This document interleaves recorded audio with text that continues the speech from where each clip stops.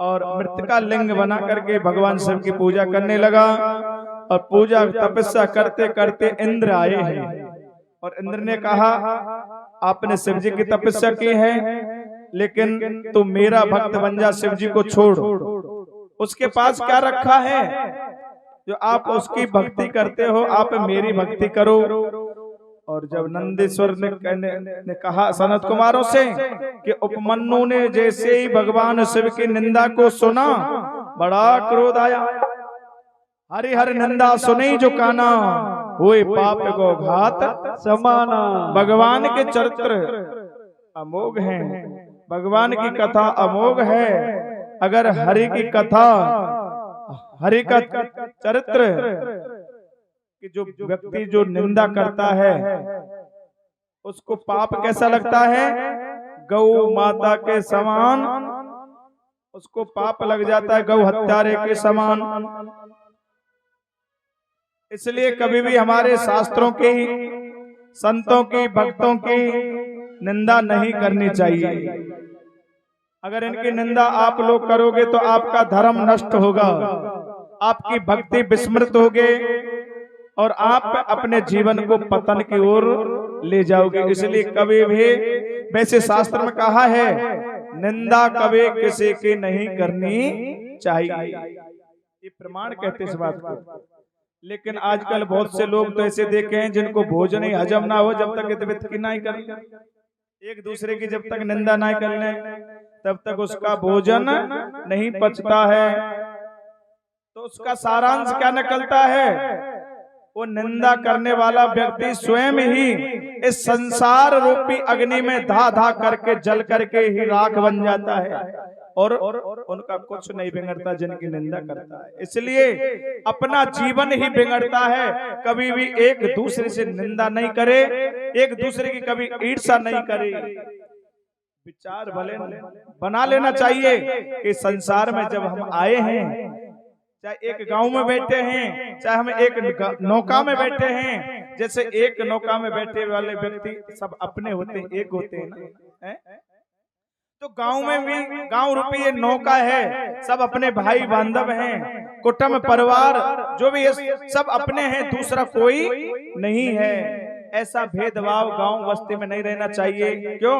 ये प्रभाव जब होनहार भावी जो संतान है उन संतान पर ये प्रभाव पड़ेगा तो आप लोग फिर ये कहेंगे महाराज ये तो हो गया, ये तो हो गया। वो संस्कार उन बालकों के बिगड़ जाएंगे, फिर इस राष्ट्र की रक्षा कौन करेगा? आपस में विकृति फैलेगी, बुद्धि में दुष्टता आएगी और वे एक दूसरे पर ईर्ष्या कर कर करके समाप्त हो जाएंगे। इसलिए ईर्ष्या का बहुत बड़ा कारण बन सकता है।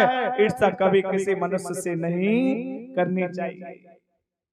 बात समझ में आई कि नहीं आई? अरे भैया अच्छा, आज घर में लड़के कौन कौन आई हैं?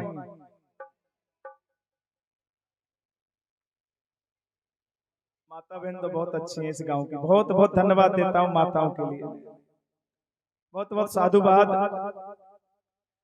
और मैयाओ मैं तो आप लोगों से कह के जाऊंगा, आप ही इस भक्ति का प्रचलन को आगे बढ़ाओ। ये जो भक्त लोग बैठे हैं ना, इनके बस की नहीं है। आप ही इस राष्ट्र की शक्ति रही हैं और शक्ति रहोगी। आपने इस राष्ट्र को आगे बढ़ाया तो आप इस भक्ति को अपना मंडल बना करके नित्य सत्संग करो, घर में पूजा पाठ करो, ठाकुर जी का भोग लगाओ, नित्य ठाकुर जी का चिंतन करो। मैं कह रहा हूं उस घर में कभी विकृति नहीं फैलेगी, आप सदा सुखी रहेंगी। इसलिए आपने ही इस धर्म को आगे बढ़ाया है और बच्चों को भी उत्तम शिक्षा प्रदान कराओ समय समय पर। छोटा बालक है उसकी देखरेख करो, ये क्या बोलता है, कैसी वाणी बोलता है, क्या खाता है, किसके साथ जाता है। संग का भी दोष बहुत बड़ा होता है। संग होना चाहिए, अच्छा होना चाहिए, खान पान होना चाहिए, अच्छा होना चाहिए। और जो खान पान और संग अच्छा मिल गया ना, उसकी बुद्धि तीव्र बन जाएगी और आपको बहुत आगे बढ़ाने वाला वो बालक आपको सुख प्रदान कराएगा। बोले शिवा शंकर भगवान की जय हो।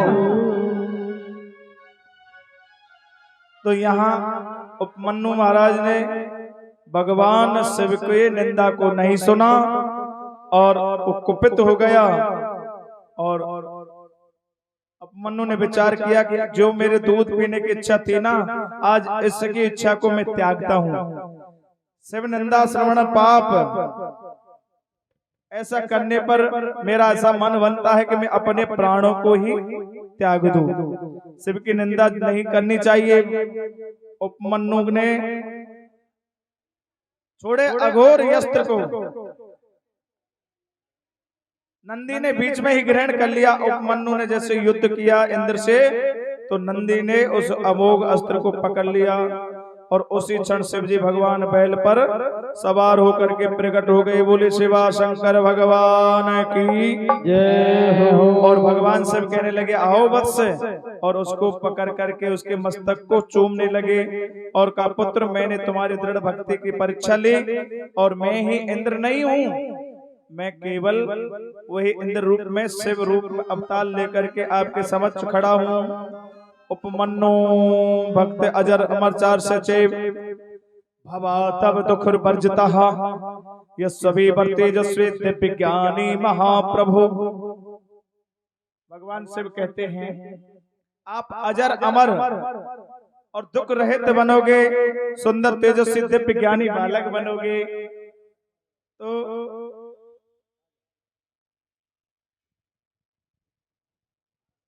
पार्वती ने उनके सिर पर हाथ रखा और आशीर्वाद दिया है और कहा हे उपमन्यु, आपके हृदय में दूध पीने की अभिलाषा थी, मैं तुम्हें क्षीर सागर का अधिपति बनाती हूँ।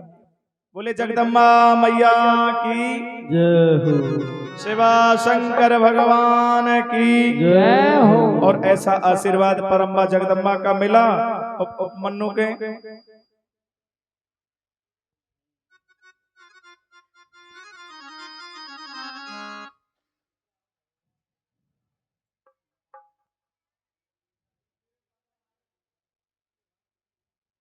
बोले भक्त वत्सल भगवान की जय हो, शिवा शंकर भगवान की जय हो।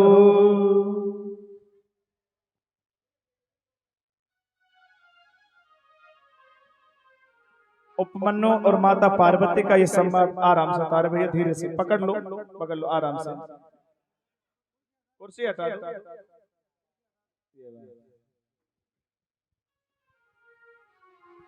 और माता पार्वती का ये पुत्र रूप में शिव प्रदाता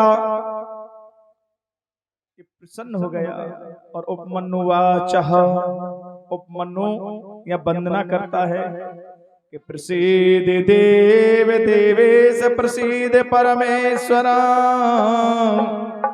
स्वभक्ति में देह परमा दिव्या ब्रह्मचारिणी। यानी ये देवेश आप बड़े प्रसन्न हो, आपको हमारा आशीर्वाद है, आपको पुनीत भक्ति प्रदान हो, ऐसा कह करके माता ने आशीर्वाद दिया और उपमन्यु सब आशीर्वाद को सिर पर धारण करके और अजर अमर को प्राप्ति कर ली। और यहाँ से आगे माता ने कहा कि तू भक्तों में श्रेष्ठ होगा, बांधु बांधव और गोत्र अच्छे होगा, तुम्हारा गोत्र अच्छे होगा, ऐसे लिए मैं सदैव तुम्हारे पास रहूंगी। और ऐसा कह करके भगवान शिव पार्वती अंतर्ध्यान हो गए। बोले नंदकेश्वर महादेव की जय हो।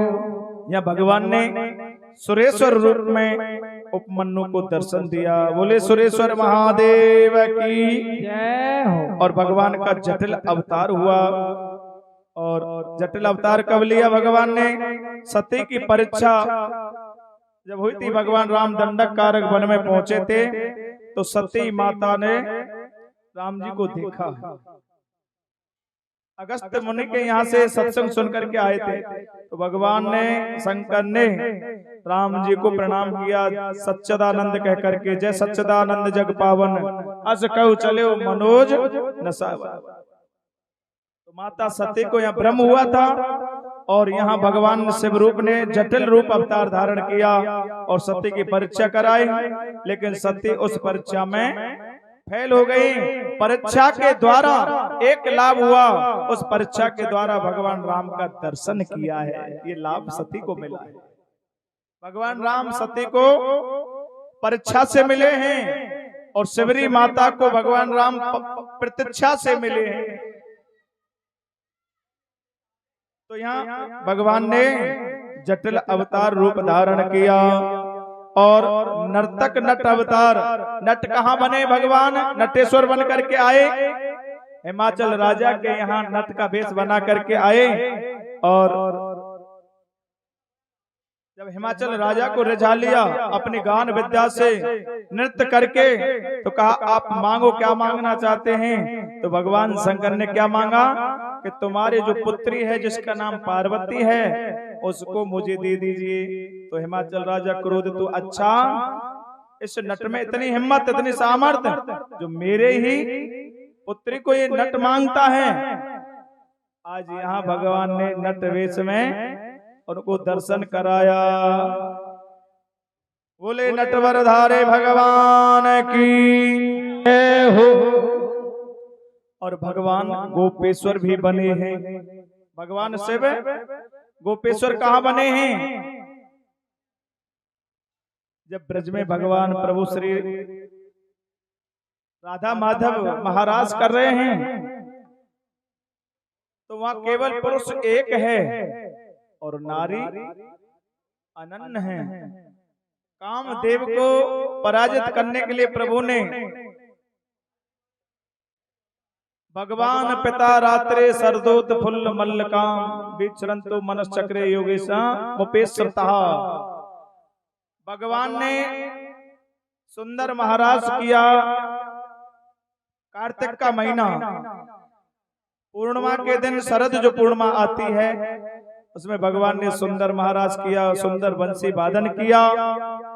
और असंख्य गोपियां, जिन गोपियों के रूप भी अलग अलग हैं, कोई मत्स्य कन्या है, कोई दैत्य कन्या है, कोई ज्योतिषी कन्या है, कोई ऋषि कुमारी कन्या है।